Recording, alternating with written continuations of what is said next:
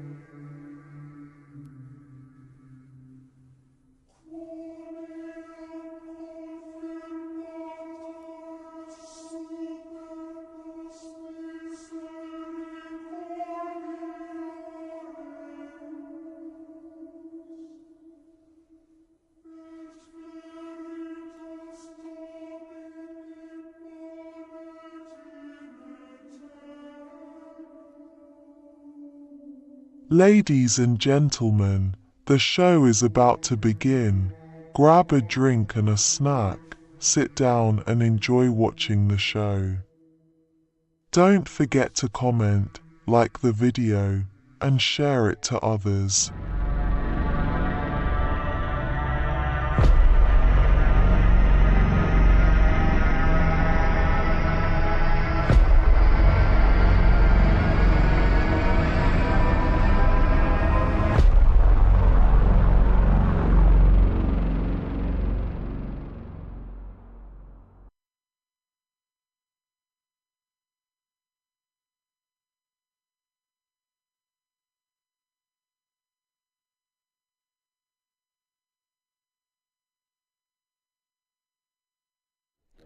Hey everybody, thanks for tuning in. Welcome to live show 113, EU crushed when stars and stripes overshadow the circle of stars. And tonight's show, the European Union finds itself in an unprecedented crisis, a direct consequence of US foreign policy concerning Ukraine. The EU, once a beacon of economic stability and political unity, has been significantly weakened. We also talk about J.D. Vance's speeches at the Munich Security Conference in 2025 this year, and the situation in Ukraine has reached a critical juncture as recent developments suggest a potential shift in US policy. The United States, under the new administration, appears to be moving towards a resolution that involves negotiating peace directly with Russia, bypassing both Ukraine and the European Union. Please like this video to show your support, share the link to spread the word, subscribe to our channel, and if you haven't yet, to stay updated with our latest deep dives into global politics. As always, we have Michael, the co-host of this show. Hang on. How are you? Oh, it's another beautiful Wednesday. What was it, like negative 10 degrees today? Minus 11. Yeah. So I was watching a bunch of people ice fish outside of my window. A bunch of hover boats on the lake. It's pretty badass. What have you been up to since the last show? Same as always, you know. Cooking a lot of food, hanging out with the girlfriend, eating more food. I eat a lot of food. A lot of food. And in the studio, we have an American who calls Minsk his home, and if I remember rightly, from Boston. I lived in Boston for about 7 years, but I'm originally from California. Okay. Well, welcome to Ed. How are you? And can I ask why you now calling Minsk your home? Well, I got divorced in 2021, and I was looking for a new home to live, and I did my research. First of all, I was sick and tired of the woke crap that was in Boston, and so I decided to live in Belarus because it's peaceful here. There's no homeless people, there's no drugs on the streets, and it's very peaceful, and the people are nice. I was just about to ask you what you compared it by the West, but you've already said that, so let's go.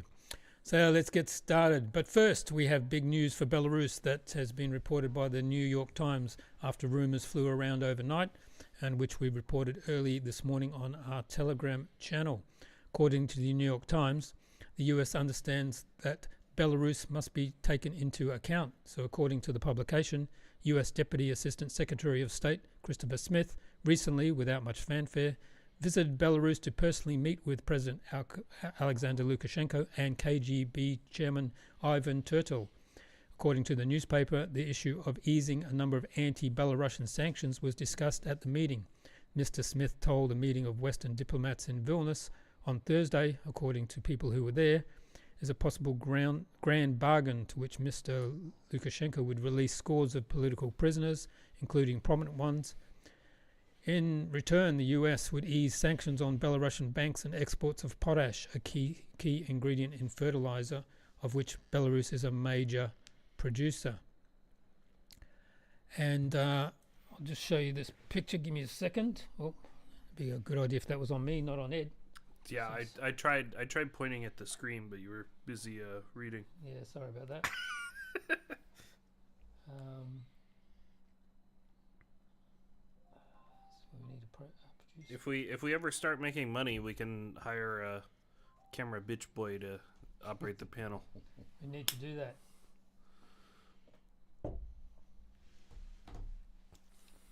And here's the picture, everybody, on the screen right now of the New York Times.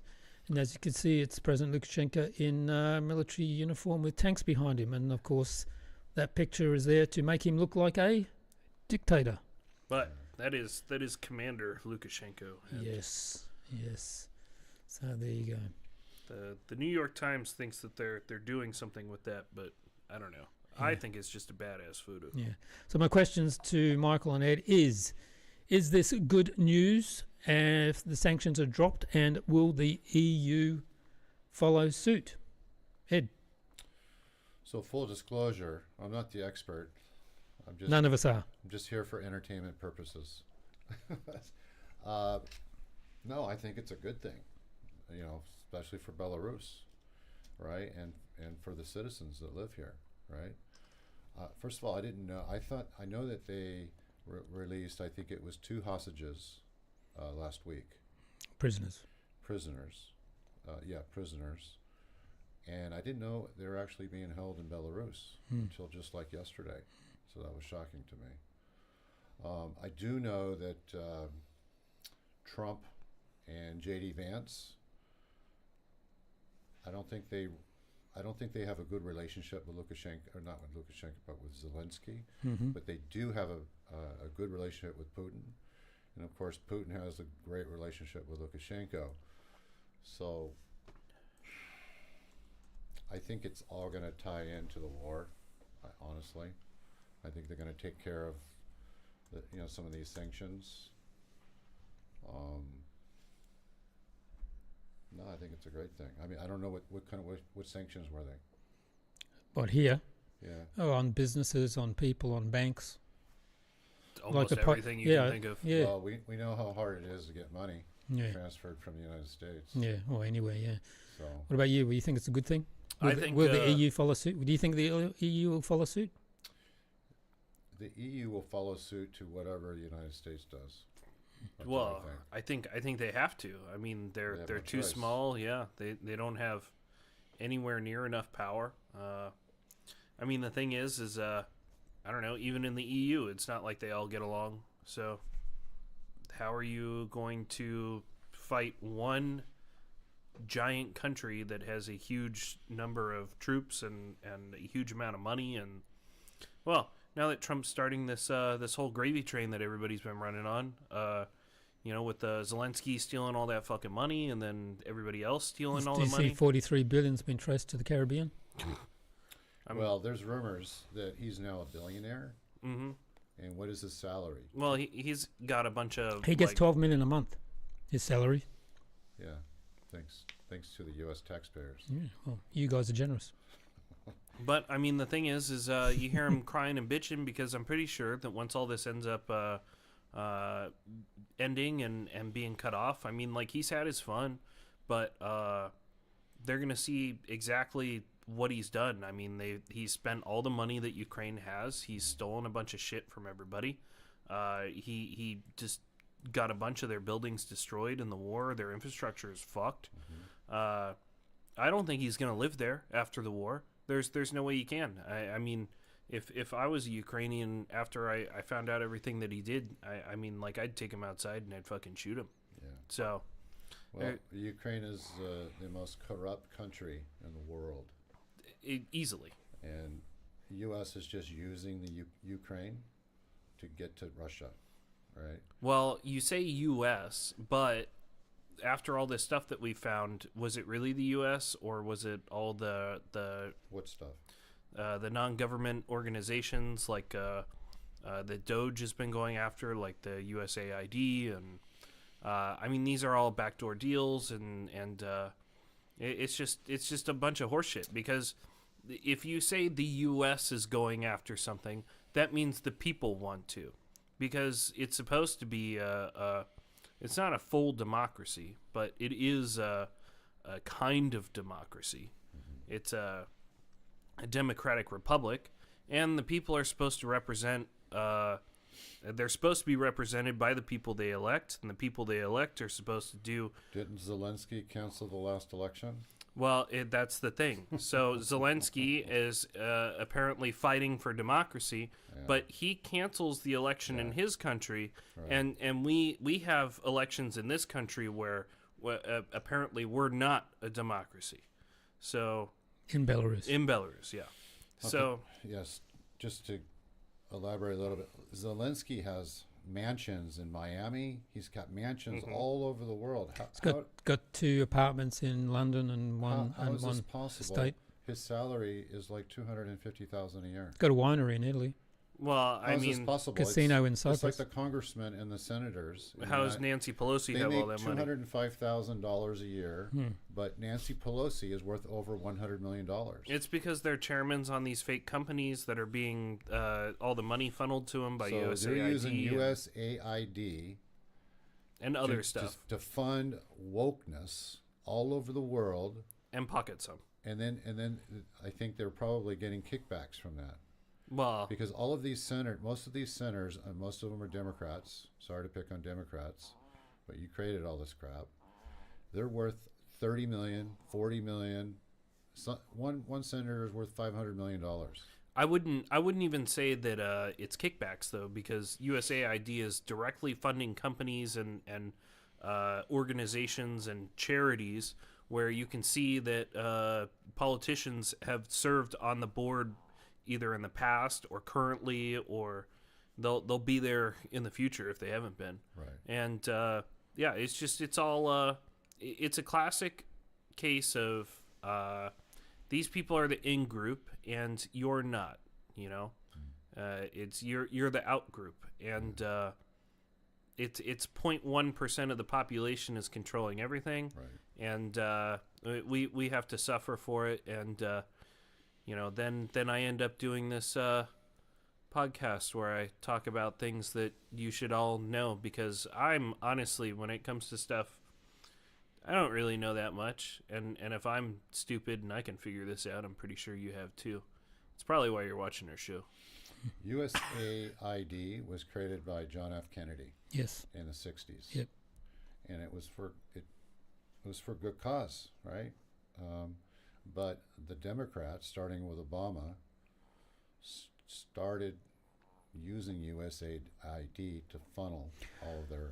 I would say President Kennedy started it because he wanted stuff done that the CIA couldn't do. That's Right. why he started it. It wasn't actually for an aid thing. It's always been the way for Right. it to infiltrate and do things the CIA can't. Because before then, if you remember, CIA got their powers stripped and all that. A lot of things they couldn't do. by JFK. Yeah. Yeah. Well, I think that's partly why he was assassinated. Yes. Yes. Well, I mean, there's so many things that all the presidents have done that, like, the American public will never know about. Yeah. Well, Lyndon B. Johnson had a lot to do with it. He knew exactly what was going down, and he was working with the CIA, which is Daddy Bush. He was the CIA director, Mm-hmm. and he used the mafia, because the mafia was very angry with him because they got John F. Kennedy elected, right? And then Robert Kennedy turned his back on him and went after him, and so the CIA was able to use the mafia to help him out. Also, the Cubans Jack Ruby. and the Cubans also weren't very happy because of Bay of Pigs and all those sort of things. Right. Yeah. Anyway, let's get on to the European Union. As I said, it finds itself in an unprecedented crisis, a direct consequence of US foreign policy concerning Ukraine. The EU, once a beacon of economic stability and political unity, has been significantly weakened. This downturn began with the EU's decision to cut off ties with cheap Russian energy supplies, a move influenced by geopolitical tensions by the US policies and the Biden administration. The cessation of affordable energy from Russia has led to skyrocketing power prices within the EU, as member states are now forced to import liquid gas from the USA at much higher costs. And our last show, if you remember, we were talking about the Baltic states have just cut the off the system from Russia and Belarus, and now their power costs have quadrupled. The old Soviet lines or whatever they were. Yeah. The economic repercussions have been severe. Industries across the EU have faced closures due to unsustainable rise in energy costs, leading to widespread unemployment and economic stagnation. The tourism sector, once buoyed by Russian visitors, has also plummeted, further straining local economies and communities that depend on this influx. Moreover, the competitive edge of the EU has been blunted. Businesses unable to cope with increased operational costs have begun relocating to the USA and China, where conditions are more favourable. This exodus has left the EU struggling to maintain its position in the global market, rendering it less competitive than ever before. On the military front, the EU support for Ukraine has depleted its military stocks. The high costs associated with replacing this equipment, predominantly sourced from the USA, have added another layer of financial burden. The situation has been compounded by recent geopolitical developments, where the USA has entered into peace and security deal with Russia sidelining the EU in international negotiations, which has further diminished the EU's influence and security standing.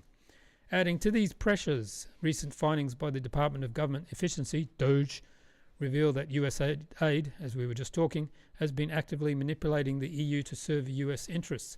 USAID has funded activities aimed at promoting US agendas within the EU, influencing policies and media, particularly in countries like Ukraine, Moldova, and several EU member states, to align with American geopolitical strategies. This manipulation has further entangled the EU in US foreign policy, reducing its autonomy. The imagery of the EU flag being overshadowed by the American flag on our thumbnail symbolizes this shift in power dynamics, where the EU's autonomy and economic strength have been compromised by external pressures, primarily driven by US policy decisions and manipulations. The EU now faces a future where once vibrant communities are struggling, its industries are closing, and its global standing is compromised, all under the shadow of the stars and stripes. So, first question for you guys. How do you think the EU can regain its economic sovereignty in light of these energy dependencies on the USA? Ed? That's a lot. You just read a novel. Well, this is what That's we a do. lot. He reads a big huge paragraph, and then we get to brainstorm all of the solutions. Yes. So how do you think the EU can regain its economic sovereignty in light of these energy dependencies on the USA? I think the whole issue with the EU is thinking of it as the EU. Why are you guys doing everything as a huge union? It doesn't make any sense. You have a bunch of different countries, different cultures, different languages. Just go back to isolationist. Everybody should be isolating themselves. Why do you let all of these people just gallivant all over Europe? You don't stop them. Originally, it was for trade, and then it got into the political and all that sort of thing. So originally, it was actually honestly, a trade union. This is my opinion. I think immigration has ruined Europe. We'll get to that. Well, that's a different question. But the whole entire problem is that now Europe, it's just one big place. Like, you guys fucked up the whole thing. You go to Germany, you go to England, you go to, well, I mean, even with the whole Brexit thing, I mean, they never left. They already fucked themselves anyways. But you can go literally anywhere, and the only thing that changes is the weather and maybe the building style and what the small percentage of the still native people look like and speak. Other than that, you still got shawarma and Africans, and everything has just been turned into this one monotonous hellscape. And when you used to travel, you would go to all these different cities. Everything was different, but now all the shops are the same. Yeah, literally everything. Yeah. I mean, like, there's no identity anymore. You guys gave it all up. You threw away everything. So, what strategies could the EU implement to revitalize its tourist sector without relying on Russian visitors? Because the Russian visitors used to spend a lot of money everywhere, but now they're obviously going to other places like Turkey, Egypt, Southeast Asia. A lot of them are coming here. Yeah, here as well, yeah. Well, that's the thing is you go to Turkey, you go to Egypt, and you can see Turkish stuff and Egyptian stuff. And I don't know, when I went to Europe, it was just like, if I wanted to see like ghettos and trashy people, like, I could have stayed in America. Well, I don't personally. I mean, I lived in Prague. I lived in Warsaw. I've been to like 30 countries. I don't think Europe is safe anymore because you have forced immigration. The only safe countries are Poland and Hungary because they didn't allow these immigrants to come into their country. Well, and even that's not that true, because when I went to Poland, I still saw shawarma and brown people there's, everywhere. Ukrainians, right? I still saw a bunch of brown people. But the problem is, it's the Muslims. There's a clash of cultures when you have Catholics or Protestants, mixed with Muslims, right? You have the problem in the UK, where now I think half of the country is Muslim, right? They've taken over towns, they've taken over cities, and they have Sharia law. Right? Well, but the thing is that, and now the British are pissed off, right? They're protesting in the streets. So how you can't have two cultures, especially. I mean, you can if it's not forced immigration, if they trickle in legally, right, and they're not forced out of the country for asylum reasons. And they integrate. You can handle it. Yeah, they integrate. They speak the language. They services can keep up with new schools and hospitals and all that. Instead, the Muslims they have their own neighborhoods. They're not socializing with the British. A lot of them can't speak English. They don't even care. Oh, see, I'm much further on that idea, that issue. I don't even think that legal what's immigration. Happening in the UK, my point with it, what's happening in the UK is happening in Europe now. Oh, sure, yeah, Right. but what I'm saying is you should go. You're, I don't know. You're I would say like pussyfooting it. Like half-assing your measures. Legal immigration. I mean, you see what's happening with legal immigration in America with the Indian workers and. How many people are they bringing in? Because even in England, I read something about how if they want to hire somebody foreign for a position, they have to have it listed for so long, and they have to try to find somebody in country first. Right. That's what they say. That's like the EU That's what as they well. say. Right. They But- don't actually do that. So they're bringing people in legally, and what are they doing? And instead, the native people aren't getting jobs. And then you're slowly getting rid of a country's identity, and you're paying all these, brown people to basically be your slaves, and then you're doing it under the guise of diversity and inclusion, and it just turns into this big fucking shit show of you're just ruining your country, and at the same time you're taking all these people that should be helping their own country. I think everybody just needs to go back to, this is your yard, this is where you're from, this is where your people stay. Visiting is fine, and sure, a little bit of mixing of people is going to happen eventually no matter what, but there shouldn't be so many programs where you have all these people just flooding into you. It doesn't matter if it's legal or illegal.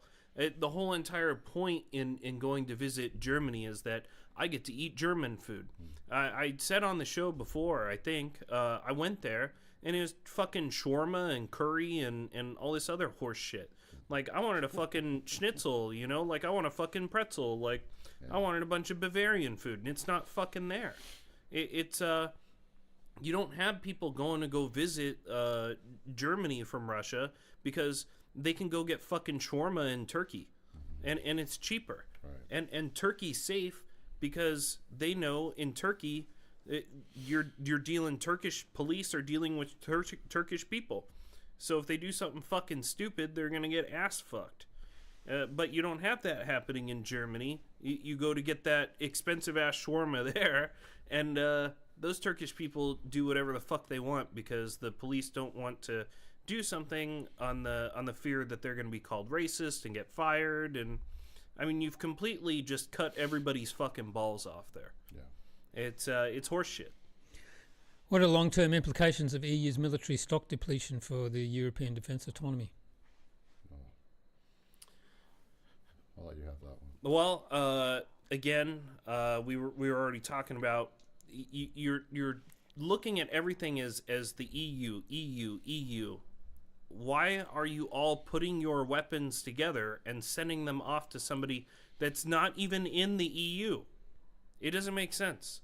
And you're just sitting here with your thumb up your ass. You're sitting duck, and anybody that wants to come after you at this point, they can't. Well, I think they need to.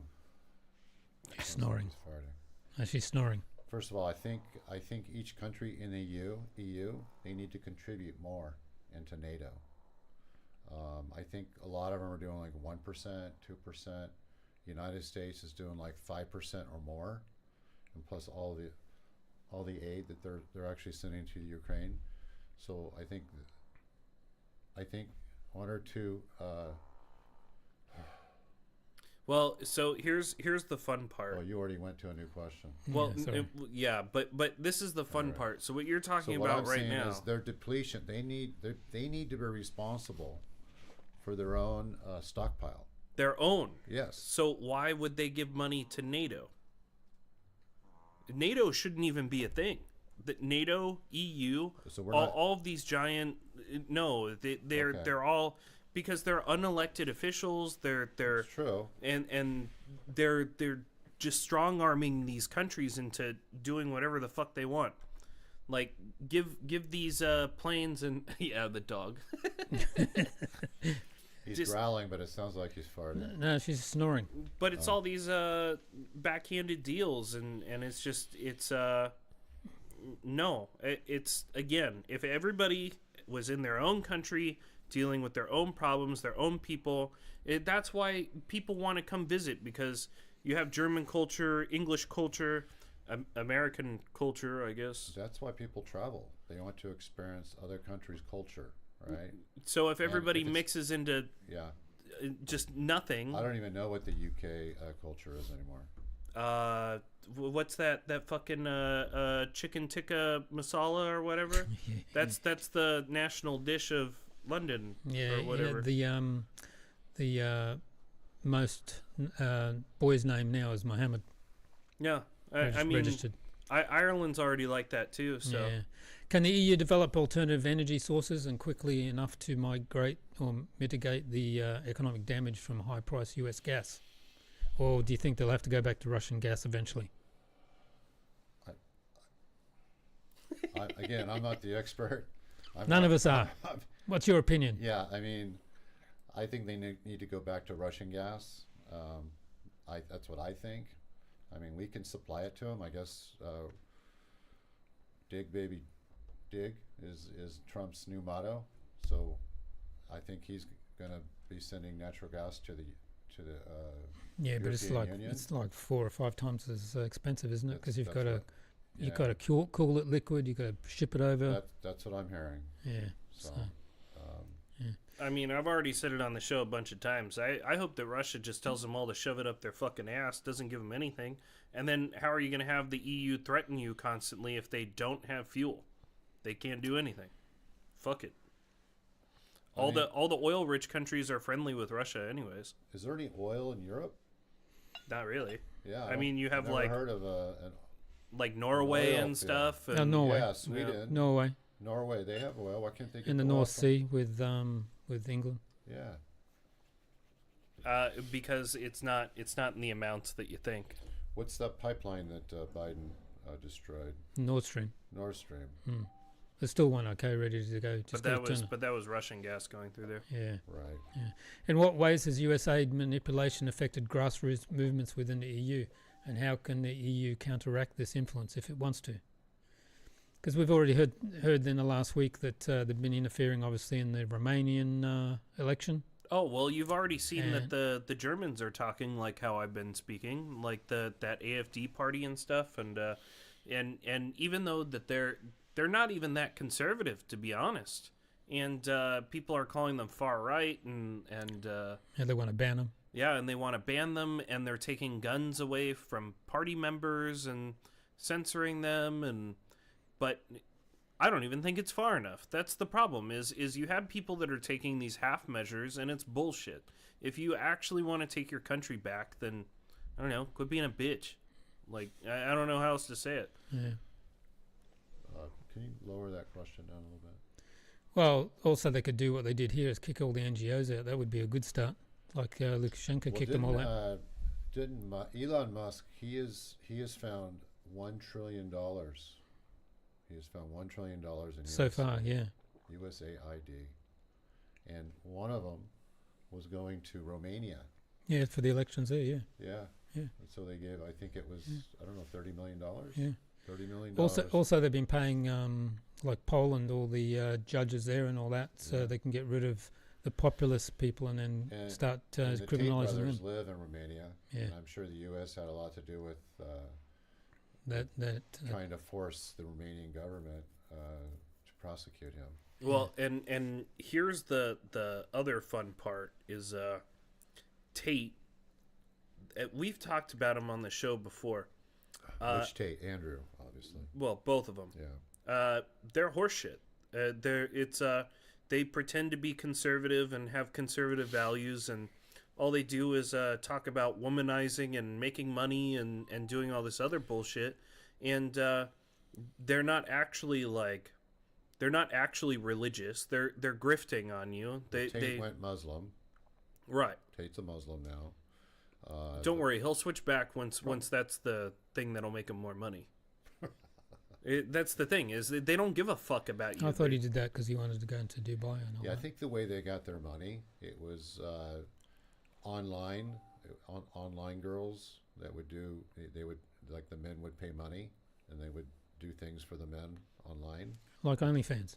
I don't think. It Well, was yeah, OnlyFans. they're I would think they're it was cam No, something like else. OnlyFans now. It's cam girls. Cam Cam girls. girls. Yeah. Yeah. They made a lot of money that way. Yeah. Right. Yeah, I mean, like their whole entire thing is and then because actual conservative people, they talk about find a religion, find a woman, find a community, build your community, have children, be a good person, blah blah blah. Simple shit that you shouldn't have to even talk about. But then you have those Tate guys. I mean, like, if you see clips of them, they're talking about, like, he'll be smoking a cigar and drinking whiskey, and he's like, I get whatever bitch I want, and I have a Lamborghini, and what color is your Lamborghini, and just all this fucking bullshit. Yeah. I mean, sure, it's funny, but And it's like they are still in their 30s. They're fairly young. They'll probably. I'm grow out of it. 29. Yeah. It's Well, you're an old 29. well, yeah. I mean, it's just it's the difference between having an actual conservative mindset and being somebody that's They do have this Bullshitting. online portal where you can pay like $50 a month or $59 a month, and there's experts in every industry you can choose, and they'll help you grow your business. So they do some things that are good. well. There's some of these young people that are signed up, they're actually successful. They're doing well. So. Well, I mean, I mean, they're legit now, but I don't think they got their money legitimately. I mean, I think it was legal, but morally, was it okay? Probably not.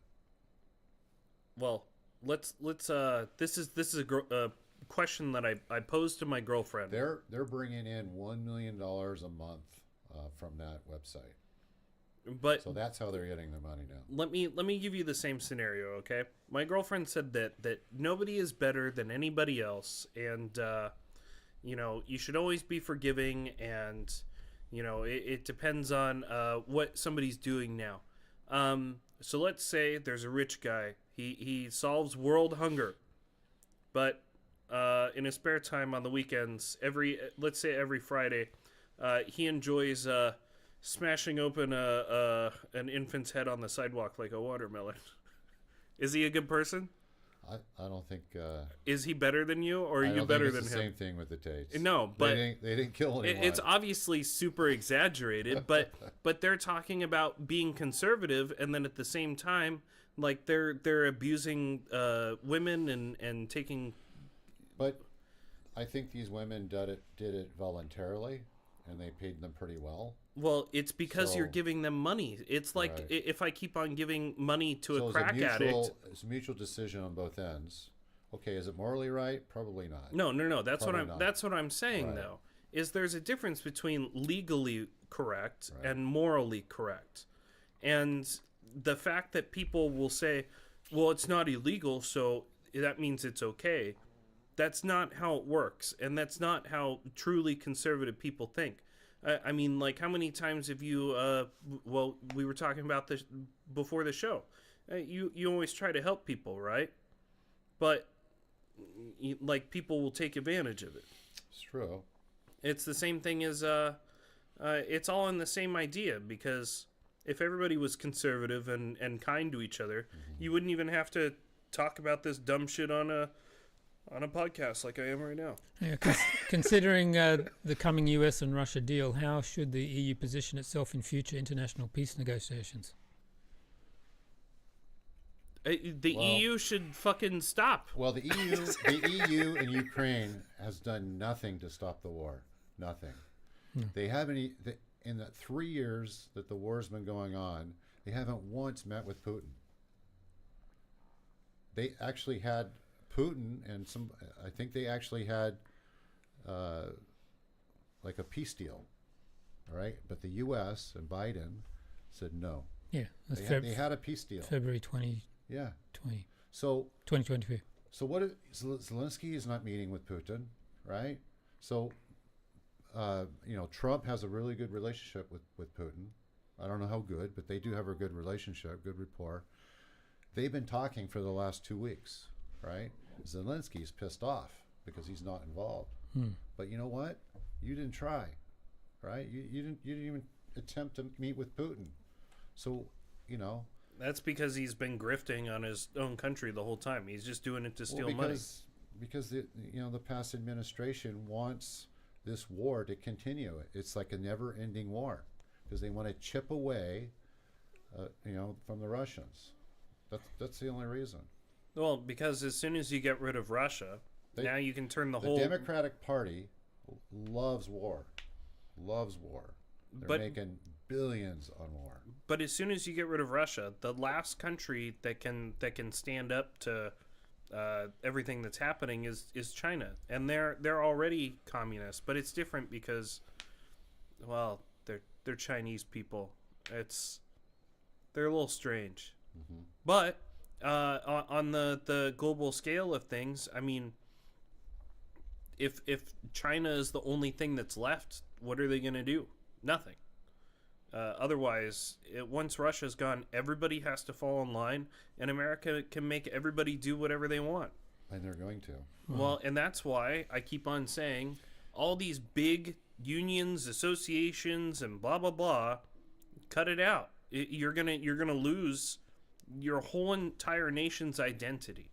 Your culture is going to disappear, and American companies that have offices or store, whatever, locations in Europe and in China, they're coming back.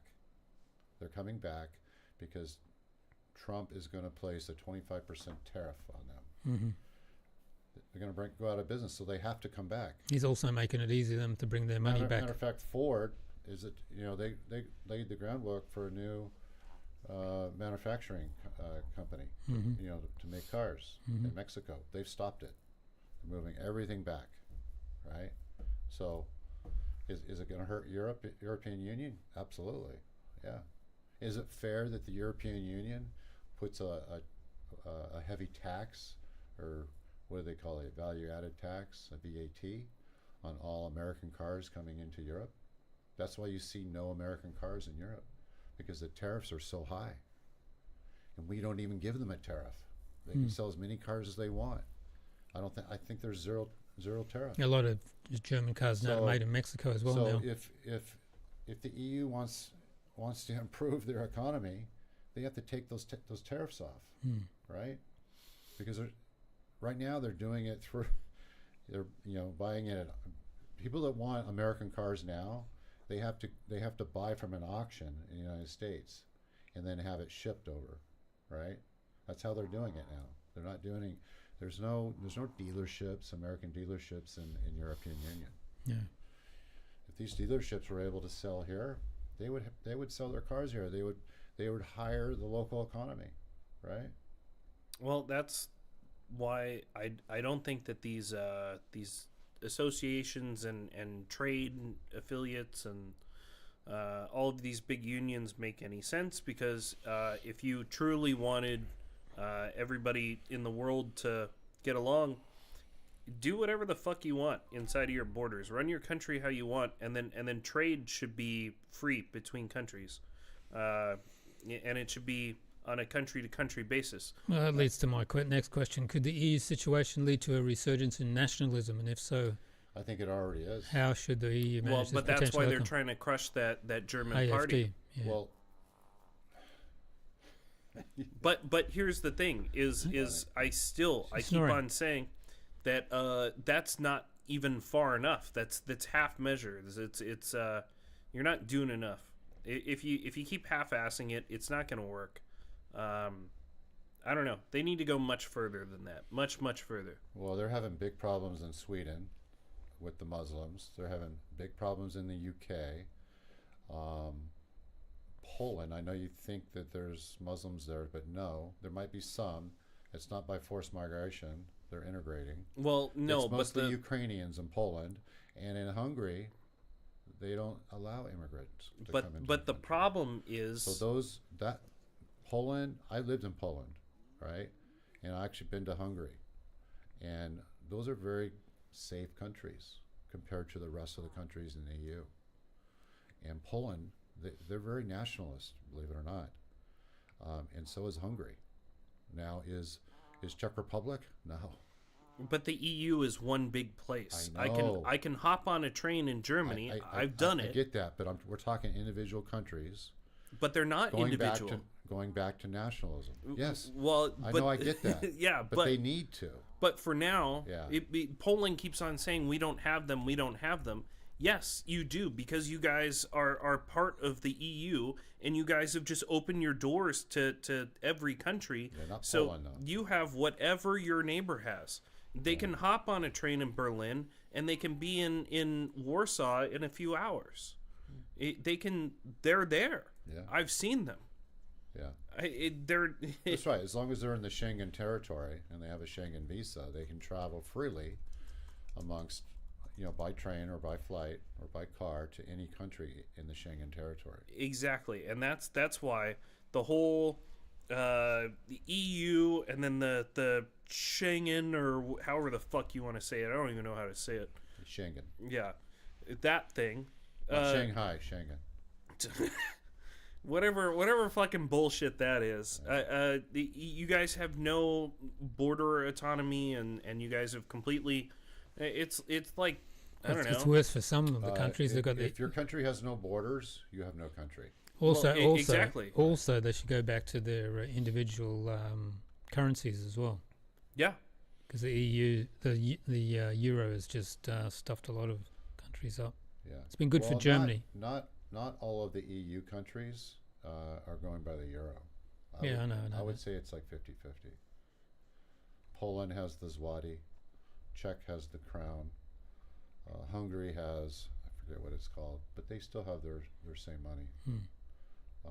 Italy, I think, is European, is euro. Of course, UK. So is Greece. Yeah, Greece. No, UK's got the pound. Yeah. Germany, I think, is on the Euro. euro.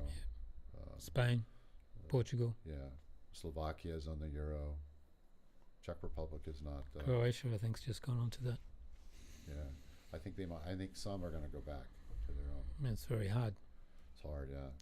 In terms of public perception, how has the EU's handling of the crisis affected trust in its institutions, and can anything be done to restore it? Well, in my opinion, you can't trust government. So The I problem, don't know- I don't problem know with problem with the EU Commission and all that is they're all unelected. yeah. They're just Who's- appointed. Who's that lady that's Van der Leyen? head of the European Union? Van der Leyen. Yeah. She's, in my opinion, she's like a female version of a Hitler. Yeah, Kallas, the one that was from Estonia. Now she's the top EU diplomat. I love the expression on her face when J.D. Vance was making a speech on Friday. Yeah, It was awesome. yeah, we'll get onto that. Yeah. See, the thing though is with that comparison, you need to watch that documentary that I sent you, because arguably Hitler was good. He was good for Germany, which is exactly the problem that we're running into now. You're sounding like Kanye West. Yeah. You're allowed to have your opinion. Yes. Given that, yes. Whatever Everybody's got their own happened, opinions. I've been to Auschwitz. you have to admit it was a work camp. He was good for Germany. But that's exactly the problem that I'm talking about. Okay, let him You gotta do the nationalism. All right. Given the I'll back to I'll it. watch that documentary. Yeah, given the You have finding, to. given the what's the documentary called? Say that. It's Europa, the last battle. Found on And the thing found is, on Rumble. once you start going down that rabbit hole and you start Googling shit, and trust me, once you make it halfway through the documentary, your whole entire phone is just gonna be full of you Googling shit while you're pausing it, and you Google it, and you're like, because the documentary, it's kind of it's not too well put together, but they did a lot of work on it, and I think what is it? The guy's from like Finland or Sweden or something. The narrator is, and yeah, they worked hard on it, and all the stuff that you find in there, it's factual, and it sounds outlandish and conspiracy theory, and no, that is something you will sit there for the 13 hours of watch time, and then you're going to spend 40, 60, 80 more hours researching stuff, because Sounds like a lot of work for people. Insane. Given the findings of Doge on USAID's activities, should the EU consider establishing its own international program to promote its values and interests globally? What is the EU's interest? Or what are their values? I don't know. Whatever the US they're is, I suppose. confused. Whatever the US is, I Yeah. suppose. Well, that, and it's whatever 30 years ago, you used to say, yeah, they have values, they have a culture, but I don't think they do anymore. Yeah. It's my opinion. So, did you see JD Vance's speech? I did, So, and okay. I thought it was an 18-minute speech, Yeah.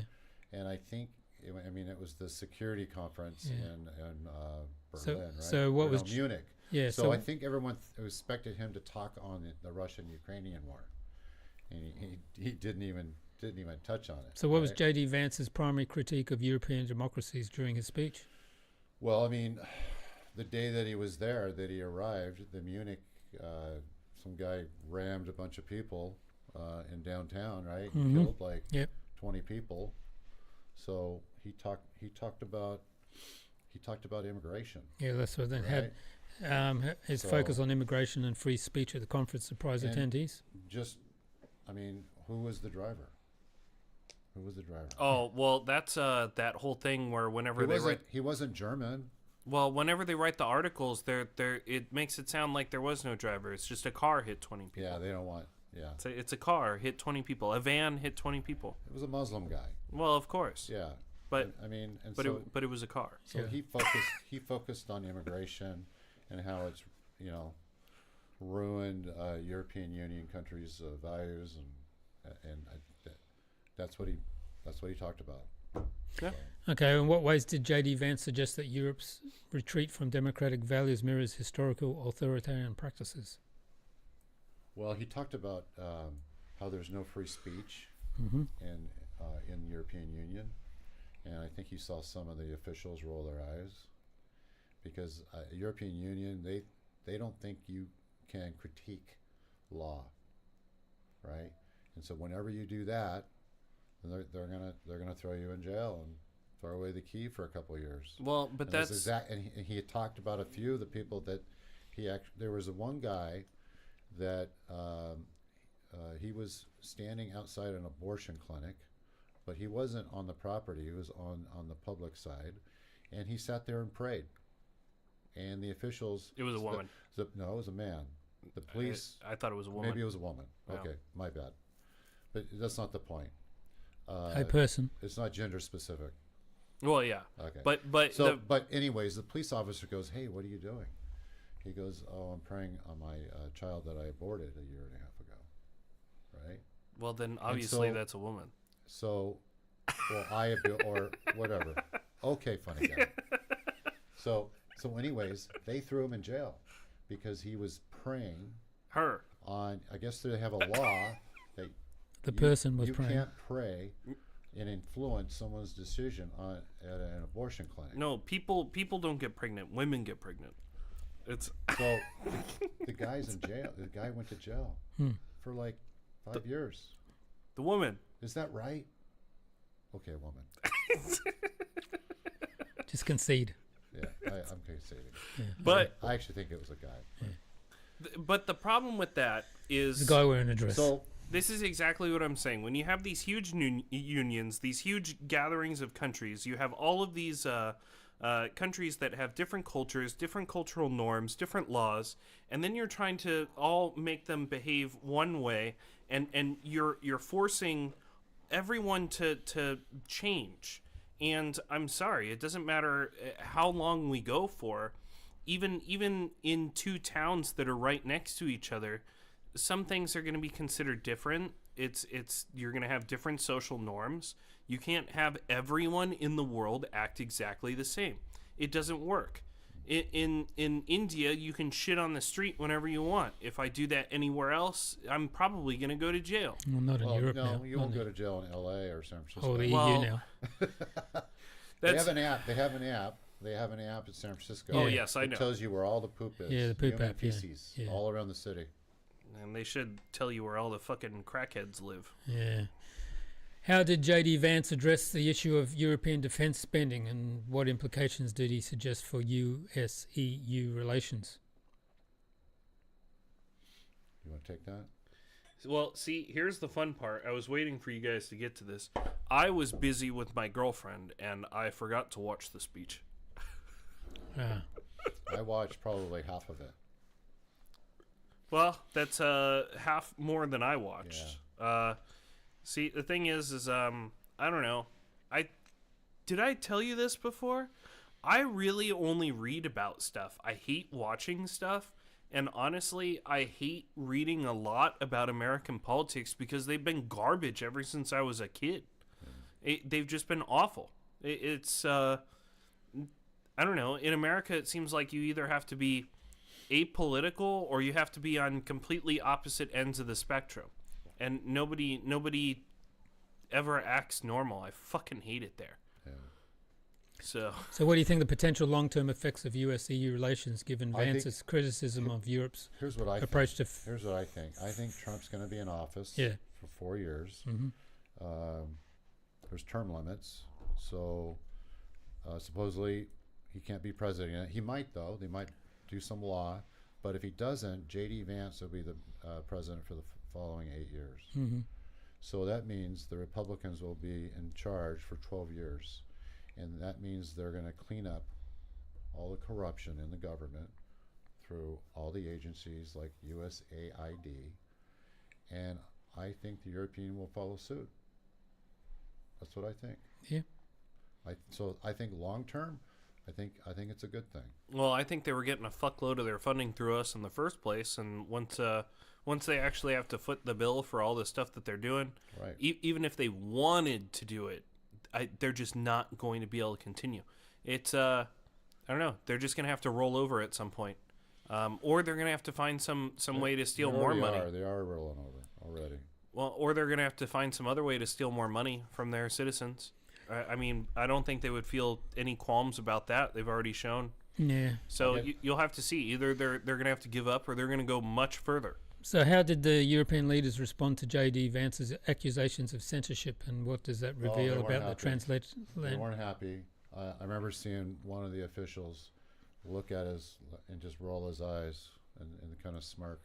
Yeah, there wasn't very many claps Now, after he was speaking. the German chancellor did a speech, I think, right after that, and he said something to the effect of, "How dare J.D. Vance talk about our free speech? You know, we're able to make our own laws about free speech," and everybody clapped. Everybody clapped. So I don't think they liked it. Yeah, there wasn't very many clapping during Vance's speech. No, not at all. Well, I mean, we all You could have know heard a pin drop. the kind of people that they invite to those things too. So Well, they're all unelected, right. right? And Well- they're all multimillionaires. They're not really representing the citizens of their own country. They don't even care about the citizens of their own country. Well, and that's exactly what I keep on saying. I've said this on the show a bunch of times. You know, people aren't really supposed to live in a community bigger than a village, and once it starts to get bigger than that, then you have to elect officials, and then you send them off to go represent you at these big unions and on the nationwide level, and once you do that, once you get so far separated from your community, these people, like when they go to the White House, they used to live in their community where the constituents that they were representing, and they had to travel, and then they would have to come back and tell them, this is what happened, this is what I voted for, and obviously it has to be in the interest of the people, especially back then, because if you voted for something fucking stupid that they didn't want, and they found out about it, well, they'd probably tar and feather you and beat the shit out of you. But now you have these multimillionaires that never have to talk to a person again in their life if they don't want to. They don't even remember how it is to live. Right. And everything is done for them. I'm sure somebody cooks their meals, somebody massages their muscles and feet before they go to bed. And these are the people that are making laws about what kind of light bulb can you use in your house. Like, who the fuck are you? Oh, by the way, Washington, D.C., everybody's selling and moving out. Well, that's because it's a shithole. The houses that are 1 million or more, which is probably Washington, D.C. elite, have lowered the price of homes 159,000. And did you also see the searches in Washington, D.C. on Google? Yeah. Well, you can see all the houses that are for No, sale. searches for putting money in the Caribbean, putting money in Switzerland, all that. Yeah. How can you search for that? Yeah, have a look at this Google search for Washington, D.C. Yeah. Yeah, shifting they're their money moving out. Yeah. Which is probably a good thing because they're probably the swamp, right? Well, and that's the other big thing. Zelensky, all of those places where he bought mansions, those are all in places where I think once all the storm clears and these people leave after people finally take their countries back, they're going to gather in these communities and they're all going to live together somewhere. And they're probably just going to start all this shit all over again. It's... Oh, it'll never stop. Right. I mean, it's been like this for, it's the New World Order, right? Only the global elite, all the Illuminati families like the Rockefellers, they'll never stop, ever. Well, now this is a little bump in the road for them, right? Because Trump is president now, and he's getting rid of all the bullshit. But eventually, they're not really on a timeline.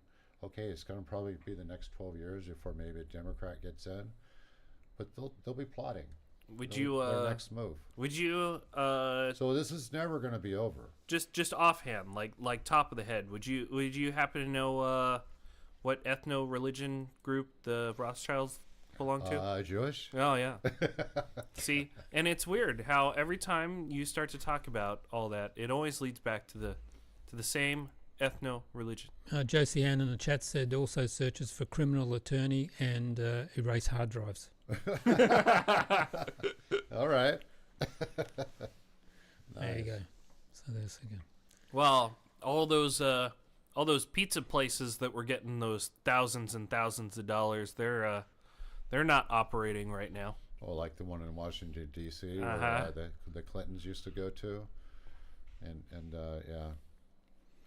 It's like Chuck E. Cheese's for adults, but instead of pizza and video games, well, that's another thing. So there's a lot of human trafficking, specifically children and women that are being trafficked in big money in that. Better than Ukraine, drugs. Better than drugs.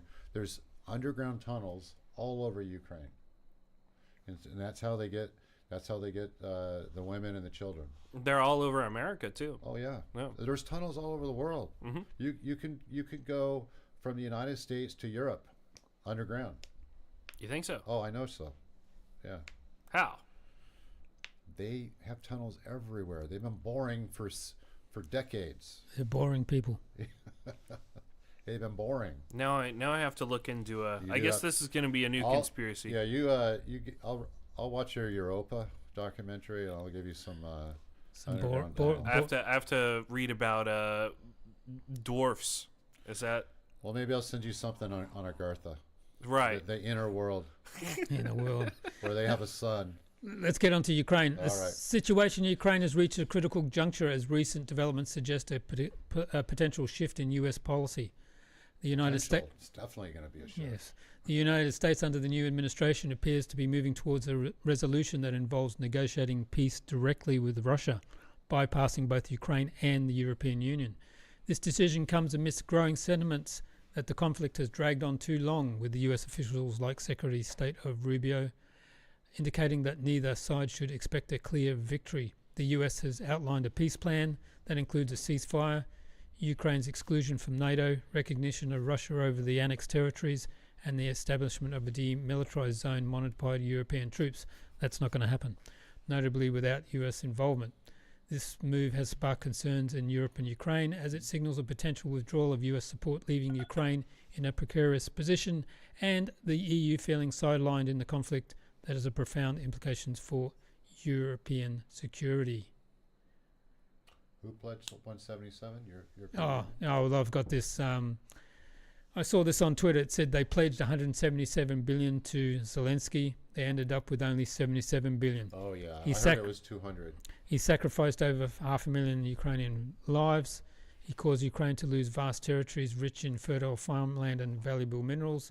More than 7 million Ukrainians have fled the country. Ukraine's hopes of Such a tragedy. Ukraine's Like hopes of World War II. Ukraine's hopes of joining the EU are dashed. Ukraine's path to NATO membership is blocked. Ukraine's energy infrastructure lies in ruins. Ukraine risks losing Odessa and its access to the sea, potentially becoming landlocked. Ukraine will never regain access to Russia's cheap energy, further crippling its industrial base. And now, the cherry on the top, Trump is demanding 500 billion in rare earth minerals as compensation. Slava stupidity. No, he wants half. So what are the immediate implications for Ukraine if the US proceeds with this peace plan without Ukraine's involvement?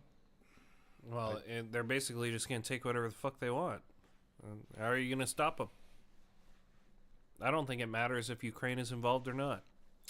Well, They dug their own grave by accepting the U.S. and EU's help in the first place. Well, like I said, he hasn't tried in the last 3 years to meet with Putin. Well, Well, that's because they put it in law that they couldn't, remember, as well. It's because it Yeah. was never about that. Whatever. It was never But- about that. They're not going to involve Zelensky. And Zelensky is going to draw a hard line, say, oh, I'm not accepting, it's my country. And No, eventually he's going to have to cave. Yeah, you're touching the wall. Oh, sorry. Yeah. Sorry. Yeah. He's going to have to accept anything that Putin and Rubio and Trump and that they decide. How do you think the EU should respond to being excluded from these US-Russia peace negotiations, which are going to happen in Saudi? I don't think that the EU should have been involved in anything. And did you notice that it's... Sorry to interrupt, but you also notice that they're not doing it in EU? Like, remember they used to do it in Switzerland Well, Switzerland is not a neutral country. exactly, anymore. so there's no... or Finland and all that, so none of Right. them are neutral anymore. Right. Saudi Arabia. Yeah, is sorry, neutral. I interrupted you. What were you saying? Well, the problem that you have is the EU shouldn't have been involved at all, and I think each country is individually going to have to represent themselves at this and ask for their fucking money back. Yeah. Like, what else are you supposed to do? Yeah, so I think that some of the negotiations will involve will Ukraine be allowed to go into NATO, right? Well, that's a no for Definitely Russia. off the table. Well, no. I mean, Oh, for Russia it is. It's just like it's not going to happen. yeah, for Russia it's a no, Yeah, and that's of course. yeah. But I think they're going to try to negotiate that because Ukraine wants to guarantee their security. It's not going to happen. No, it's No. not going to happen. No. Not going to happen because that if that happens, that means NATO's at their front door, Again. right? And that just can't. That's the whole reason, Yeah, right? For pushing back. yeah. Can Ukraine sustain its defense without U.S. military aid? And are there any alternatives? No. No, They're done. they were done before they started. That's Yeah, well, the thing. Europeans have run out of weapons, haven't they? To give. Well, I think they're willing to give up to 5% now because Trump is demanding that. Yeah, but European weapon stocks are just Yeah. gone. Well, Go on. We'll sell them to them. Yeah, of course. US I will mean, make money. like I said, if Russia just wanted to stop giving fuel, stop giving anything. No, they didn't take out that pipeline. No, I'm saying that Who? they should. Who did? Who didn't? No, Russia. No, No, the no, US no, did. no. The Yeah, well, US the US did. did, of course. Yeah. No, So but he was still going to sell them. I can't remember. Was there a deadline that he would stop providing? No, they had a contract. Keep going, and Yeah, he was gonna abide by the contract. contracts. Yeah. Russians do that. If they say something, they do it. True. Yeah, They don't No, break. I agree. They don't break their agreements, and Yeah. they don't. we do. but Of course. Minsk agreement. why give fuel to your enemies? If you don't give your enemies fuel Who's our enemy? against what? The EU against Russia. Oh. That's the whole thing. They're all giving weapons to Ukraine. So you stop giving them fuel, and how are they going to give weapons to anybody? How are they going to make things? How are they going to drive anywhere? Well, They'll just fucking starve. Trump is not going to fund the war anymore. It's just not going to happen.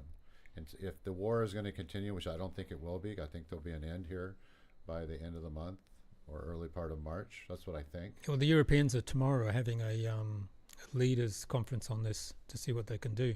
Keep it going. Yeah, I know, but they're not going to fund They it. haven't got the money. They They, don't haven't got got the the money. weapons. Trump's not going to give them more money. No. It's going to end. Good. Yeah, that's what I think. Now, I And could as be we said, wrong. and as we said, I'm at the not a political expert, but that's what I think. And as we said at the start of the show, also looks like sanctions might be gone from Belarus as well, which will be good. No, it's a Yeah, good exactly. thing. What message does this US decision send to other allies regarding the reliability of American support? It totally depends on what reason you're fighting for. Is it a political farce or is it a real war? And that's the big thing for a lot of stuff in America. Is it a real issue or is it something that you're only using as a political tool? In the chat, Josie Ann 1 said, "Is Russia really the enemy?" No, absolutely not. That's why we live here. It's fucking fantastic. You should try it. Well, Trump is America first, right? And he's not about starting wars all over the world. He wants to stop the wars. In his last presidency, there was not one war. Not one war. He did fire missiles at Syria, but No, he was he tricked did. into that. He did. He was tricked into that Like with the first month with the fake to chemical stop, weapon thing. ISIS, I believe. No, the fake chemical weapon thing. You remember? Oh yeah. Yeah, that was found to be fake as Yeah, well. but he's already talking about. He thought that Iran was the ones that were trying to assassinate him. Yeah, because he keeps listening to the intelligence Yeah, who agencies. I knows? don't Who understand knows why. who he it Yeah, was. but then when you I don't look bel- into I don't believe the U.S. government well, or the Democratic administration. They lied. They covered it up. Did- did you see it was Governor Shapiro? Mm-hmm. Yeah, and then the police tried to turn him in. That police chief, what was his last Oh name? yeah, that's right. Shapiro had Yeah. something to do with it. Yeah. It's the Pennsylvania. Yeah, there's a whistleblower that put in that Yeah. stuff. Yep. No, listen, what they did to Trump, right? He had to pay like almost $700 million in penalties for something that he never did, and he had 29 felonies. They tried to ruin him. They tried to put him in prison. Mm-hmm. You know, I don't. If I was him, I wouldn't forgive. Well, and it was all with the kangaroo court in New York. Yeah. It wasn't Yeah. even all these yeah. Democratic appointed judges, right?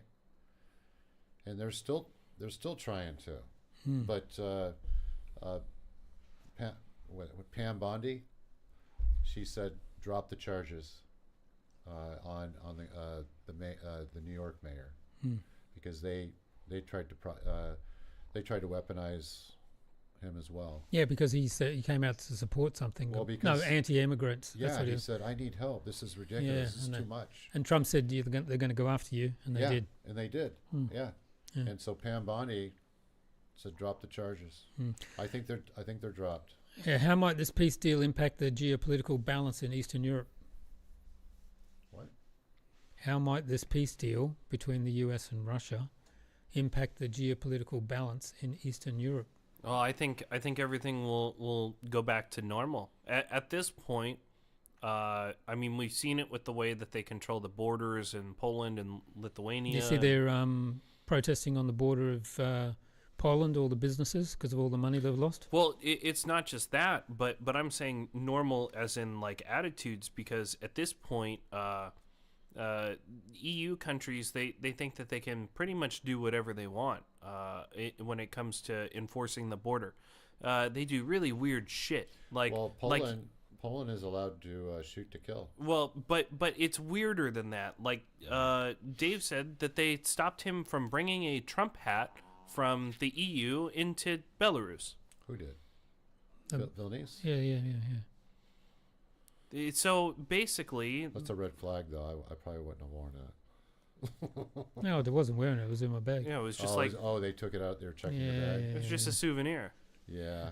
Yeah, they were going to stop me bringing in a laptop as well. I would love to have make America great again. The red hat, wearing it in the center here. What could be the economic consequences for Ukraine if it's forced to accept all these territorial losses? Well, someone's going to have to rebuild Ukraine. So who's going to fund it? Well, I'm sure Russia will rebuild their side.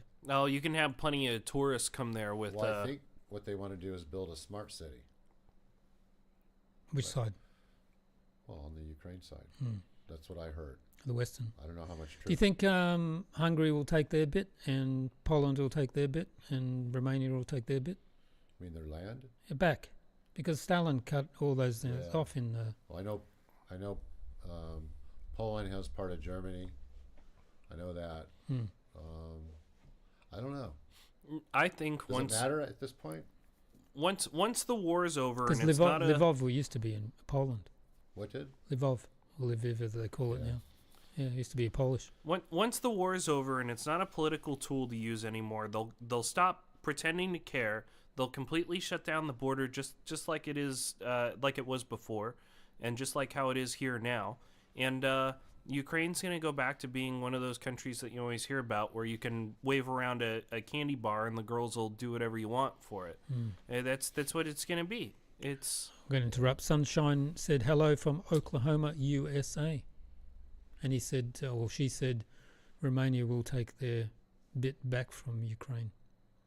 Yeah, probably. Yeah. Okay. Well, I know they're a Russia bunch wants of. Odessa. I know Russia wants Odessa. It's a Russian city. Yeah. I don't know how much Romania can. Catherine the Great started it. Yeah. I don't know how much Romania can do.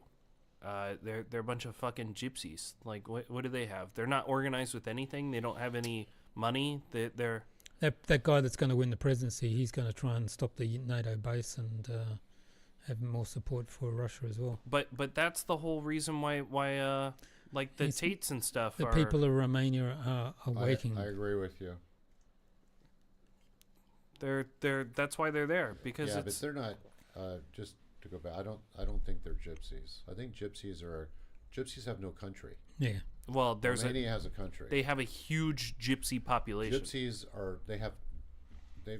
they're not assigned to any country. So no, because they're like a mixture of Indian, Romanian, and something else. Well, they get kicked out of everywhere. Well, they're a do. mixture of whatever that Indian that they first came from, they're not Romanian. and whatever country they're in. They're not 100%. No. Romanian. But there's a fuckload of gypsies that live there. Listen, I lived in Prague, and gypsies were everywhere. Mm-hmm. They're hanging out at the train stations. Little kids are following you. I mean, I saw them in They'll Berlin. steal from you. Yeah. I saw them in Berlin. Yeah. In London as well, begging on the streets everywhere. Everywhere. What role should the EU play in mediating or supporting Ukraine in light of this US decision? Why EU anything? Well, the war is going to end. How are they going to support? I mean, like again, somebody's going to have to pay for rebuilding Ukraine. So I don't know how that's going to happen. That's why it won't go in the EU. It'll cost them too much. Yeah. So it'll probably be the U.S., but Trump's going to want something for that. Rain BG said lots of Romanian prostitutes all over Europe. Sick EU leaders wants to keep it running, obviously. So how does the proposed demilitarized zone affect Ukraine's sovereignty and security? It's not going to happen, so you can forget about a demilitarized zone. Russia will keep going until they take what they want, and that'll be it. What are the potential reactions from other global powers like China and Russia to this US-Russian deal, do you think? I don't think that China's going to stay quiet. Yeah, I don't think that they care. Yeah. It's not their problem.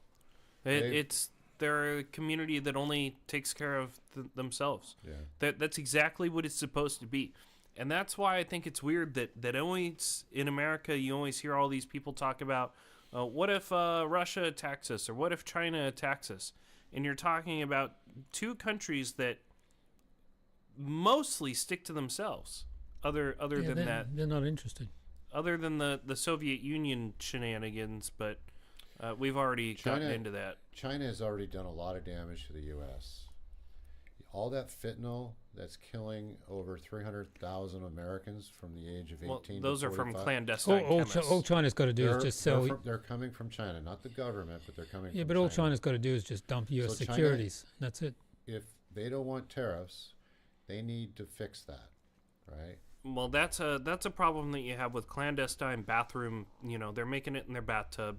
They're doing dumb shit, and that's a big triad problem. And like they have huge amounts of gangs and stuff over there. And No, I get it, but the government can stop it if they want. Yeah, it's just it's a precursor. It's all the chemicals that are sold to Yeah. Mexico.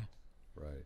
So well, and that's the other thing is, well, you can get mad at China as much as you want, but even the, like you said, the precursors, they're selling the precursors in Mexico, and then you have those clandestine chemists making it there. So yeah, but the ingredients is coming from China. sure, Yeah, Yeah. they need to stop that. but you can use those ingredients to So make other Trump things is as going well. to stop. I mean, he already has a few thousand troops at the border, right? They've closed down, I think, 95% of the flow of the immigrants coming across, illegal immigrants. So it went from like 11 to 20,000 a day down to like 400 a day. That's amazing. And you know that's stopping the flow of fentanyl. You know that's stopping the flow of children and women being trafficked. So we're not going to see it immediately, but in like next year when the stats come out, they're going to see a dramatic fall in fentanyl deaths and human trafficking. Matter of fact, there's 300,000 missing children in the United States. And matter of fact, in the first week, Holman found 30,000 of the kids.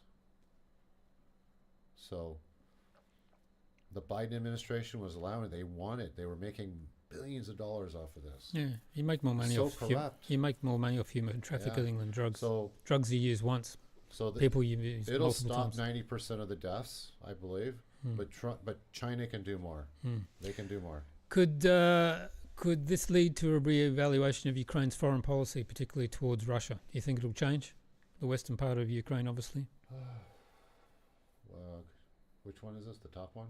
No, next one down. Well, I think Well, go ahead. I don't know. It's it's not just a problem with Ukraine. It's every single country that wants to buy into all the EU and American culture, and like we said, they're trying to turn everybody into this one country with no culture and no identity. And I think that once all this is over, everything is going to go back to normal. Belarusians and Ukrainians and Russians, I mean, they're all Eastern Slavs, and they're all very similar with culture, food, language. People, the citizens in Ukraine are on this side, they're more mixed. They're more mixed. In Donbass, and they're more pure Russians, and that's why Ukraine was bombing them for many years, because they hate Russia. 8 years. Mm-hmm. 8 years. Now the ones that are in Ukraine, if you do a DNA, they're mixed. Mm-hmm. Romanian, Hungarian, even Finnish. Most Ukrainians like live in Ukraine. They're about 3% Finnish. Well, so are the Belarusians, Yeah, I'm just saying. Yeah, and so are Russians. maybe. It's the Finns came through a lot of here. But my point is they're mixed. They're not pure Russian, or they got mixture of a lot of things. But that's the mixture isn't really the issue. The issue is trying to change the culture of a whole entire country extremely quickly. Because I talked to Ukrainians and people that lived in Ukraine before the war started, and they ran away. They went to Russia because they were descended from Russians. Right. And Yeah, but it's only the western part of that is the problem. But they were talking about how everything was fine because they would go visit Kiev all the time when they were kids and blah, blah, blah. And then they started talking about how very recently all of the culture started to change. People started to learn how to speak Ukrainian instead of Russian on purpose, just so that way they I could... think it's law now. Well, they could do the virtue signaling thing. I mean, sometimes we even see it here in Belarus, where you go to certain restaurants or bars and stuff, and they only have the menu in Belarusian. And whenever I've been to somewhere like that with my friends here, they're normal. So they speak Russian. They know a little bit of Belarusian, maybe from their grandparents or something, but they told me that the people that... Oh, I'm sorry, I only speak Belarusian. If they're under, 60 years old and they tell you that, they're lying to you. It's because they just hate Russia. They want to be part of EU and blah, blah, blah. It's the problem is all these people are eating up this propaganda.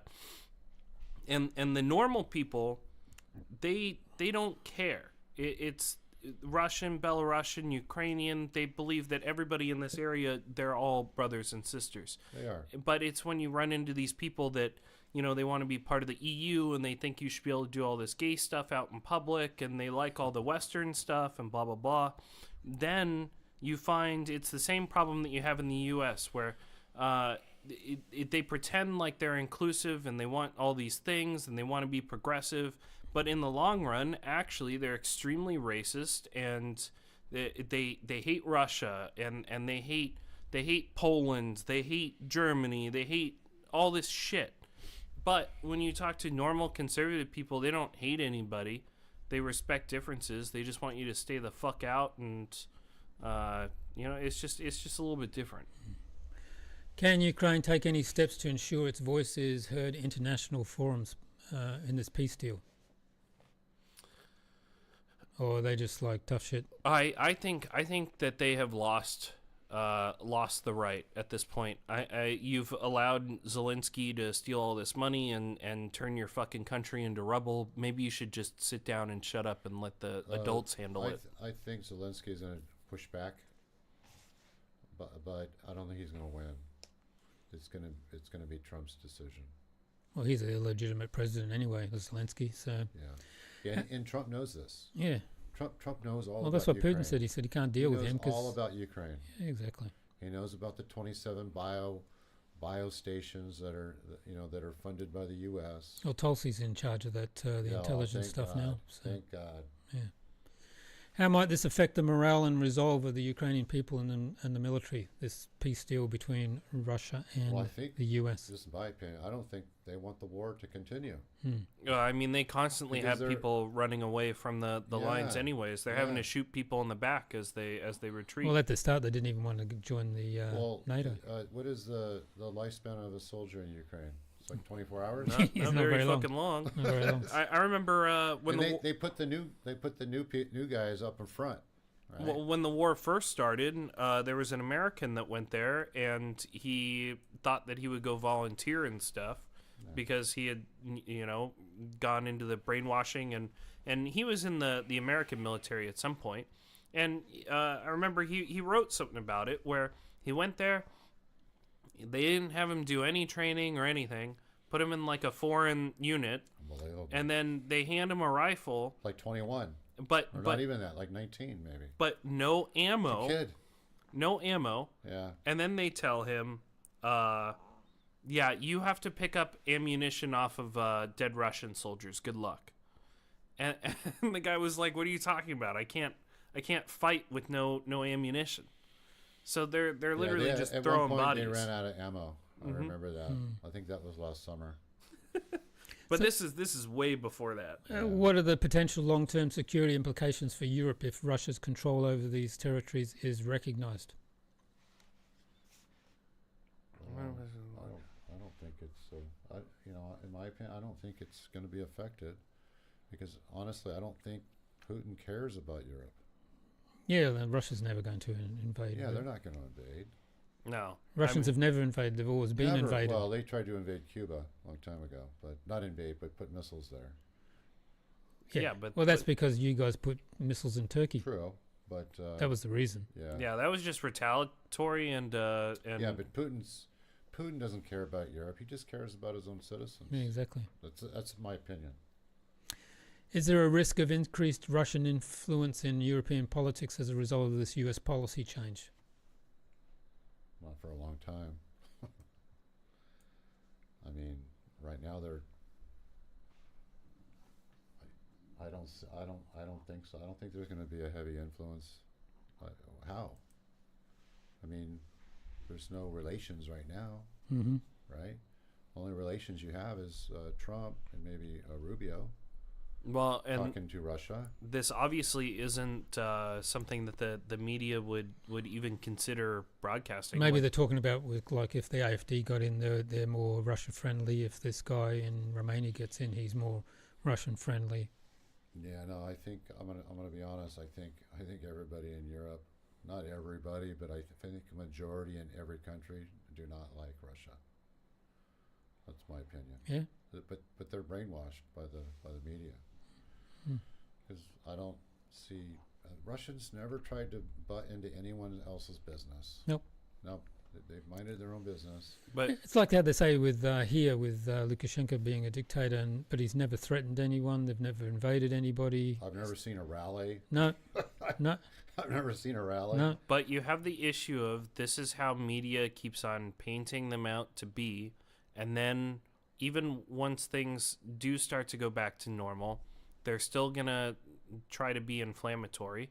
And you're going to have the issue of even if Germany does elect this conservative party, if these other countries elect these conservative parties, now they're going to turn the spotlight onto, Germany has conservative party and now Germany is teaming up with Russia. And that's the worst thing ever because blah, blah, blah, even though they were just asking Germany to attack Russia now. So it's just going to turn into whatever they want. But, I mean, the thing is I don't know. Well, this is Sunshine says old media needs to just die already. Legacy media is gone. Watch us. It's because I think we get more views live streaming than CNN. We got what is it now? 2,200. Well, all you used to get, was a newspaper thrown at your doorstep, and everything evolves from there. And 2 channels, right? Or 3 channels on the TV. That was it. Well, I'm talking even before the TV. In Australia, I think you had 2. Where I came from, we only had 1. Yeah. Where I came from, north, TV only got there in 73. I visited in, I think it was 95. Yeah, I was in Brisbane, and there was, I think, 2 channels. But I'm amazed you said Brisbane. Most Americans says Brisbane. You're gone. No, I know the difference. Yeah, okay, good. I got corrected many times. Did you? Yeah. But this is that whole thing where I always talk about once the village gets too big, because you would get news before, somebody would stand up on a stage or a box in the town square, and you listen to him shout for a little bit, And if you don't like what he's saying, just beat the shit out of him and drag him out of town. So you don't have to listen to dumb shit if you don't want to, Yeah. But I think once you start throwing newspapers at doorsteps, and then you have all of these transmissions of radio shows and TV shows, and then you start to get all the subliminal messaging once you realize that that's a thing, and it just starts to get really complex. And I mean, how often you hear about kids that go to school and then they come home and then their parents say, oh, they have this crazy fucking idea from their teacher, and it starts to get passed down like that because you don't know who your teachers are anymore. Your village is too big. You know, you don't meet your kids' teachers. You don't even know who's taking care of your kid when you send them off to school. Well, You're if- entrusting for- them for with those- total If strangers. the parents complained in the Biden administration, if they went to a school board meeting and they complained because they're freaking showing porn, Well, you get arrested. they have those parents labeled as terrorists. Yeah. That's ridiculous. Those viewers that are listening, if you're in the chat, put in number 1 if you think Russia's friendly, and 2 if you think it's an enemy. There you go. We'll see what happens. But like you have Yeah, these kids. Fox is doing well, Sunshine. These kids in America where like their teachers are even kindergarten teachers. I've seen them post pictures on Reddit and stuff bragging about their classrooms, and they're wearing like it's a man wearing a dress and he's got like a trans flag on the wall behind him, and They're having like a transvestite dance party. right, and they're teaching like little kids, and you don't get a choice in America anymore. Well, sure, it's you done could. now. It's over.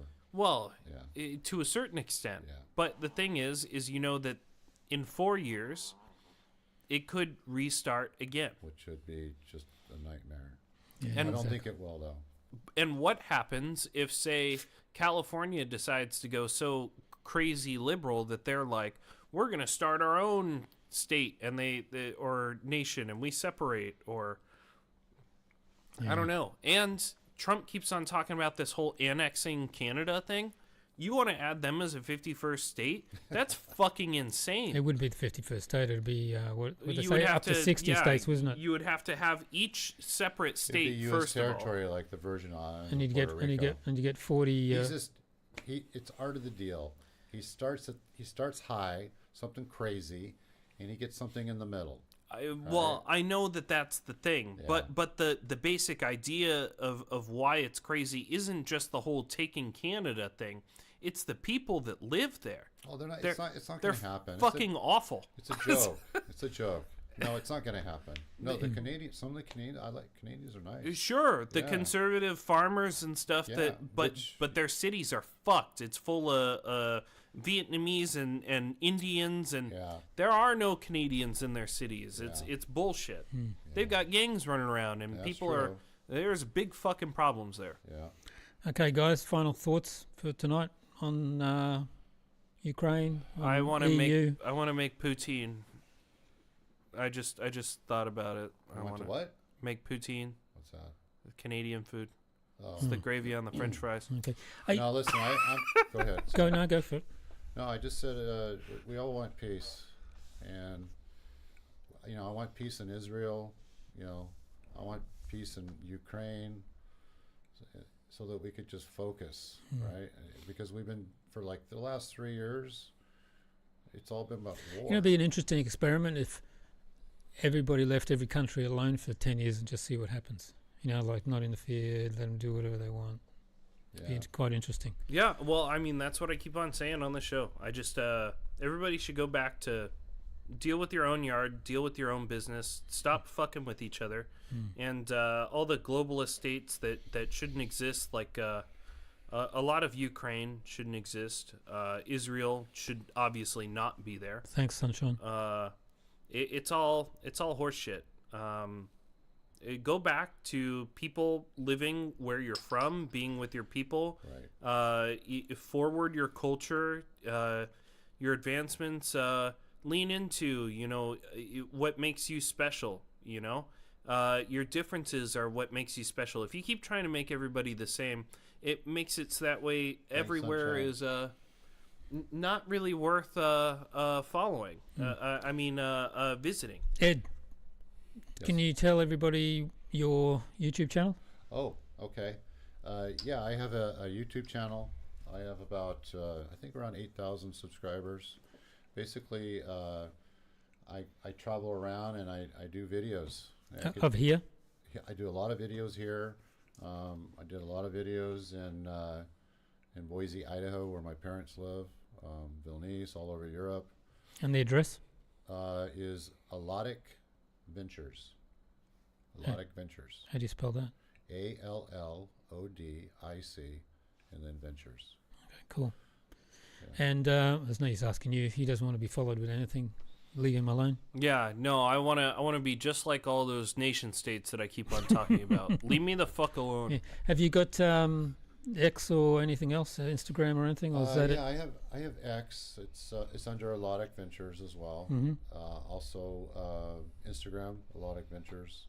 I don't do a lot of the channel on there. It's more personal. Mm-hmm. But yeah. Yeah, of course we're on X as well and Instagram if you want to try and follow us. Yeah, I have only like 200 followers on X. Okay. And maybe 1,000 on Instagram. Not much. That's still a lot. Yeah. Not bad, not bad. Yeah. I want to thank you for having me. It's a good experience for me. You can come anytime. You know, today I went from doing an English book club Mm-hmm. with adults and children, and then I come here and do a podcast. Mm. Yeah. You're welcome to come anytime, and if you want to use the studio for anything, let us know. And Okay. If you want this show tonight, I can download it, and if you want to take it, you can cut it up if you want use it. Okay. Yeah. Oh yeah, that'd be great. Yeah. Okay, cool. Okay, everybody, thank you very much for watching, and those interacting in the chat. That was excellent. And can you subscribe if you haven't? Share the video if you haven't. Hit the like button if you haven't. Is there anything else I usually forget? I usually forget something. We forgot to tell somebody with a funny accent to call us today. Yeah, well, next show again, we'll have the phone lines running, see if we can get some. You guys on every day? No, we're on Sundays and Wednesdays, and because you're in America, it will be 12 noon Eastern time, New York time. If you're on the West Coast, it's what, fucking 11 a.m. 9 in the morning. Is it 9? Yeah. Oh, okay. Yeah, America has way more time zones than Yeah, you I was think. thinking of Canada one. That's Yeah, all. like Yes. 4, Yeah. something like that. You have West Coast, then you have Rocky Mountain, Yeah. then you have Central, Yeah. and then you have East Coast. Yeah, Australia as well. Yeah. Well, imagine Russia's got heaps. So anyway, so thanks everybody for joining us. And as I said, we're here Wednesdays and Sundays. And we're starting a new show. Oh yeah, we're Hang gonna on. start doing. Hang on. Oh. Here, he's gonna pull it up before I spoil it. Yeah. Let's let me do this. We're going to start a new show. You're welcome if you want to join us. You mean other than Wednesday and Sundays? Well, we're going to try and do this Monday. And if you have a look on the screen right now, we're going to do an Other Side Theatre. And we're going to watch movies and comment on them. So the first one's going to be Logan's Run from 1976. Oh my God! That'll be the first one. He's never seen it. Michael's never seen it. I've never seen it. I've never seen it. He doesn't. He won't be able to comment at all on these movies. Yeah, so we're going to. Well, my comments are gonna be. You weren't even born yet. My comments are gonna be totally different because we're gonna watch it live. Like Yeah. I'm gonna sit here and I'm gonna eat food or whatever, and I'm just gonna shout bullshit about this Yeah. ridiculous movie that I've never seen. Yeah, so that's going to be the first one, and then of course we'll go on from there with different ones. So that's going to be our new show, probably once a week. We're going to try and do that. Same channel. Yeah, same channel. Yeah. It'll be interesting. Yeah. We're going to do some All different right. stuff. Well, actually, now that you're on here too, my idea was for each movie that we watch, and they're all going to be movies that I've never watched. Yeah, I'm going to pick them. Probably, but maybe not. So, I'm gonna try and make a kind of food that would fit in with the movie. So, have you seen Logan's Run? I think I have a long time ago. What kind of food do you think that belongs in that movie? In 2275 in a domed city, run by AI. Is it? Yeah, it's run by a computer. Yeah, I think I've seen it a long time, but I forget. But actually. he said that they mostly eat seafood. Yeah, it's seafood. It's seafood protein that comes in. Oh, what kind of food do you want to bring? Well. So I was Sushi? thinking. No. Sushi's not good here in Minsk. I was thinking that I take a bunch of like the canned fish and stuff, right? Oh. And then I throw it in a food processor, and then I turn it into Doesn't like sound good. A brick. No, it's not supposed to be good. I'm gonna throw it into a food processor, right? Cat would eat it. And then I'll turn it into like a brick of fish. Why? Why? Why? Why not? It's not edible.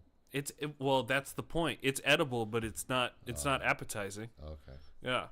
So you're You're projecting the food from, the year 3000.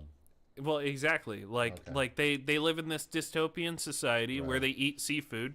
So I'll make a fish brick. Yeah, because when do you want to hide your ears? When they went out of the dome, the runner and the woman, and they went into that place, there was a robot there, and he'd been collecting seafood and all that. But apparently, then the seafood stopped, and he was getting the runners. So actually, it was done. Yeah. I don't even know if I think we'll find out. Yeah. I'll come. Yeah. I'll come by. Okay. All right. Okay. So, hey? 8 o'clock? What time do you want to do this? Tomorrow? Oh. Because we'll do it live. Well, we got to do... Oh, we're going to do it live? Yeah. Live. Yeah, we'll do it live. Only on Rumble, no YouTube. I'll have to see if my girlfriend wants to watch it. Yeah, well, they can't do that until all the people watching it. Oh, yeah, well, she can come watch it. Got another chair. Right. See if she wants to be on the podcast. So what time? Well, if we're gonna do it live, then 8 o'clock. 8 o'clock. But I haven't seen my. So 8 p.m. tomorrow night, which is 12 noon, New York, 4 a.m. Sydney, 5 p.m. London, and 1 a.m. in Beijing. Wow, you got all those memorized. Wow. Yeah. There you go. So here we go. We'll be on tomorrow night for that. All right. That'll be interesting. And the first movie, as we said, will be From the Other Side Theatre. Logan's Run, 1976. I don't think Chinese people are allowed to watch this. Can't Why? we just bring some popcorn? What do you mean? Why?